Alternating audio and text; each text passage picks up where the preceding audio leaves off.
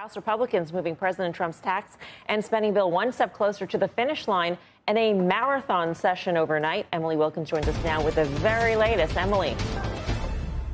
Hey, Melissa. Well, yeah, I mean, that Trump mega bill, it could pass the House in the next hour after Speaker Mike Johnson and his team, again, up all night, putting the pressure on roughly a dozen holdouts to back the bill. And they got everyone to yes. All but one Republican voted just a few hours ago to advance the bill on a procedural vote. Now, the sole holdout is Congressman Brian Fitzpatrick. He's one of three Republicans who actually represents a district that was won by Kamala Harris in 2024. A number of holdouts, they met with White House officials last night. Members leaving the meetings told me what they were looking for was not necessarily a change in bill text, but reassurances and clarity from the White House about how certain parts of the bill are going to be enacted, as well as details on other measures that the White House might be undertaking to try to reduce the federal debt. Remember, what the House is about to pass is the same thing we saw from the Senate, same bill tax, and that is projected to add $3.4 trillion to the debt over the next 10 years, according to an estimate from the Congressional Budget Office. Now, for this upcoming vote, Republicans can lose 3 on final passage, but really right now, what we're hearing, what we're seeing is that most concerns have been addressed at this point. This thing does seem to be on a glide path to passage. Obviously, this is going to be a major victory for President Trump, a major victory for Republicans who have really been trying to push a number of these priorities basically since they got elected. And this really does seem to be the final vote that will then get it to Trump's desk. Melissa? Emily, what were some of the sticking points and what are some of the carrots, so to speak, that the White House administration would be able to offer the former holdouts in order to secure their votes for this, glide path forward?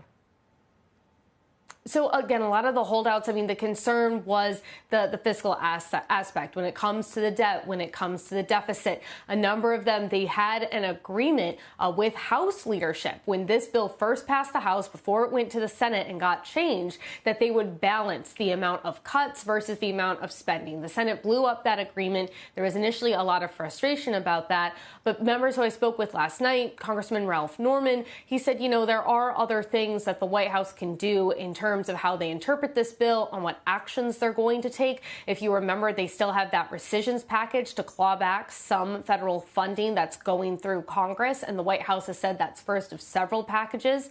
So I think they got some reassurances last night that have allowed them to move forward. We're, of course, keeping a very close eye on exactly what the final vote is going to be. We are still expecting at least Thomas Massie to vote no against this. But this is, again, getting that tax package re-extended before the end of the year, when it would have ended and taxes would have been raised on Americans. This bill also, of course, addresses that debt limit that we know is going to come up in August or September. That's going to take that issue off the plate for Republicans. And, of course, a number of other priorities that Republicans have really touted here, things like border security, things like defense, all included in this package.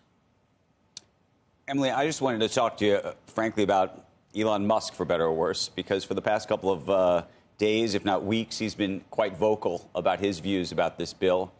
He was somebody who was lauded by the president for a very long time, close to the president. Most of the senior Republican leadership has always said nice things about him. And yet here we are in this moment where he said, look, if you pass this bill, I'm going to fund every effort I can to primary you the next chance I get. And clearly, for better or worse, it appears that they have been not influenced by that, right? That's absolutely right, Andrew. It doesn't really seem like Musk has much of an impact in D.C. at all at this moment. And I think it's because many members recognize that this is Trump's party, that Trump is the one who was really able to mobilize a lot of voters, who was able to bring in turnout, and who has himself a pretty significant war chest when it comes to some of these primaries, when it comes to endorsements. And so the calculation for a lot of these members seems to be that so long as they are in Trump's good graces, Republicans, they don't have to worry too much about Musk. And when you've seen Musk as well, I mean, the concern that a lot of these Republicans have, it's not about the general election when they'll face a Democrat. It's about a primary when they might face a Republican that's more conservative than they are. And they don't want to be labeled like that for most of these deep red districts. And so they want that Trump endorsement. They want the Trump support. And clearly they've made the calculation that that is more important than any sort of money they could be getting from Elon Musk at this point. Emily, just quickly, can you walk us through the timeline for this morning?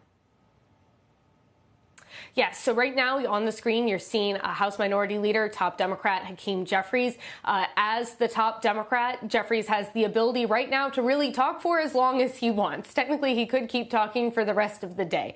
I think luckily for all of us who have been a very long week in following this, that does not seem to be what he will do. He is expected to wrap his speech, I think, in the next 30 minutes or so. We've been advised to expect the next vote to start around 6:30 to 7. We expect that vote to be actually done pretty quickly. And again, the vibe within the chamber, the vibe online, the vibe just kind of in general is that all the holdouts have really had their concerns addressed, that everyone feels good and that everyone is set to move forward and to pass this today, this morning, which means that it would have plenty of time to get to President Trump's desk and for him to celebrate it on July 4th.